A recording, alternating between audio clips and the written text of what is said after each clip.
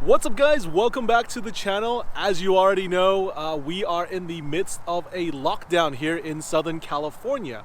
So what better time than now to do an update video on what I have been doing on the Land Cruiser so far. Now, as you all know, I have recently purchased a Volkswagen Touareg. I have been working on that a lot, as you know by the videos, because it does need a lot of work. But do not worry, I have a lot of interesting Land Cruiser content coming out really soon. Okay, so first off, let's take a quick walk around of the Land Cruiser and what it currently looks like, and see if you can spot some of the modifications that I have done. Very obvious for some of these, and some not so much. Also, a lot of maintenance has gone into this guy since you last saw it. I will show you that right now. First thing you might have noticed is the new Casey Daylight covers. Now, the old smiley face covers were pretty much my favorite covers of all time. However, they started to crack from being in the sun for so long. And I got these replacement ones, which I did not have to remove every time I wanted to use the lights. So I am very happy about that. Next up, for you eagle-eyed viewers, I have a new roof rack. This one is made by Gobi. It is the Stealth low profile rack.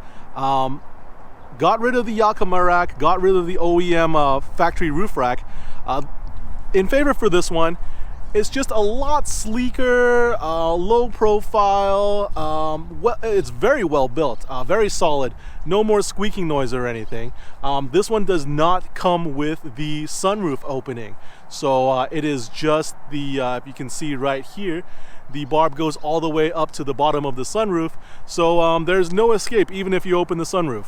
The awning is mounted exactly the same on the side of the roof rack. However, Gobi does make my life a little bit easier, where they provided the actual clamps for the ARB awning. So that's a very nice touch, a little bit extra, but the fit is really nice. And so far, I've had no issues with this guy. Now, on the back of the vehicle is one of the major changes that I've done on the Land Cruiser, is a full ARB bumper. Now, this guy is really cool. It comes with the integrated little lights right here, which work with the blinker and the brake lights. Plus, I finally have a full-size spare. This particular one is on the swing out, and what you do is you move this little lever down here, and there's a little shock, swings out just like this. Really cool. Now, if you're parked on somewhere hilly and this thing kind of bounces back, you can actually use this lever and push it in. Well, there's dirt right here right now, but you can lock it in place so that it won't close on you. Very nice. Now, I have the other swing out too for the, I guess, the 6th spare tire, but I opted not to use that because I don't think I will need it yet for the light off-roading that I'm doing. But maybe eventually I'll use it for maybe like a jerry can holder or something like that. That'd be pretty cool. Now, underneath the hood, let's take a look. Pretty much nothing has changed. I did get a new replacement battery from Costco. The old one was dying. Also, I still have the tank and the ARB compressor. They've both been working very well. I have had no issues with these guys whatsoever. So definitely a plus for ARB products. Now, the one maintenance item that you can't see from here that was really important was the timing belt. Timing belt, water pump, thermostat, all that stuff was changed out recently, right before the 200,000 mile mark. Now, the reason why I decided to change it out, even though when I purchased the Land Cruiser it said it was just changed out at 197, is because the water pump started leaking.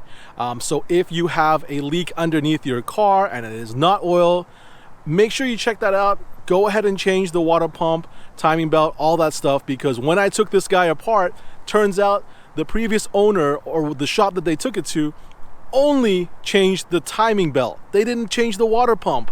It's ridiculous. So make sure you check yours out.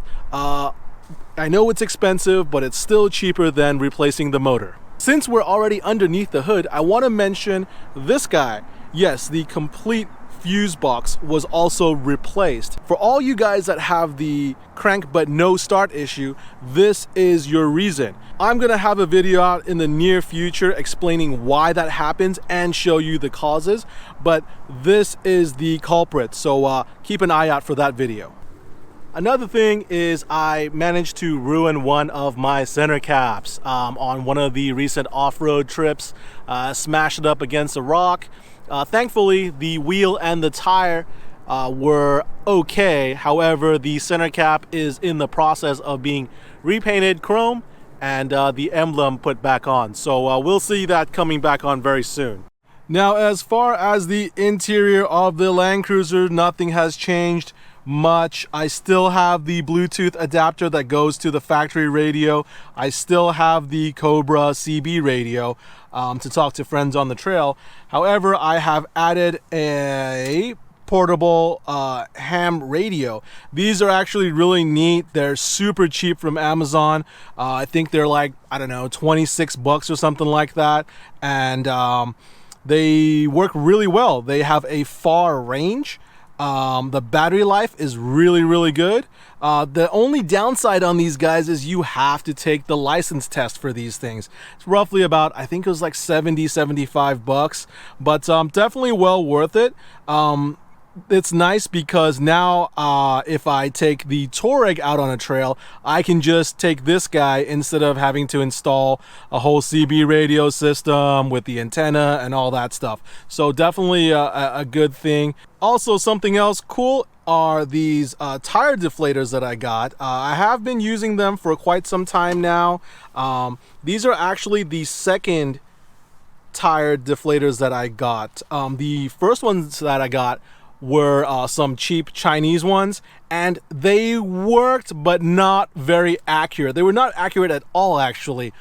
So what would happen is they would they're on a spring, they would let tire pressure out. However, as the tire pressure went down, the rate of the air escaping from the valve would go down too, and when it stopped, it was very inaccurate. Now these guys are made by I don't know how to pronounce that, but these are actually really high quality ones. I don't know what goes on inside. However, the rate of air that escapes from these valves when you have them plugged in is always constant until you hit whatever you set the air down pressure to. So on these guys, I have it set to 20 psi.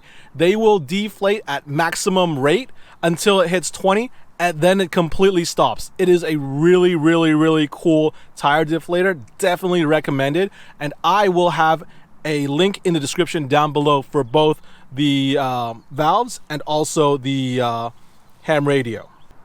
Those are the mods and the maintenance items that I have done on the Land Cruiser so far. Now, as far as future mods and maintenance items, I have always thought about adding a little bit more lighting to the Gobi roof rack, preferably in the rear, because when we go camping, it's still kind of dark. We don't have any cool lights back there to, you know, for when we set up at night and all that stuff. Plus, I definitely am looking forward to getting an ARB slide-out drawer. Why ARB? Because they have the sliding top, which will go really good with the fridge. Basically, I would not have to buy a slider. The interior definitely needs some attention. The wood grain is falling apart. The plastic is splitting from the wood grain itself.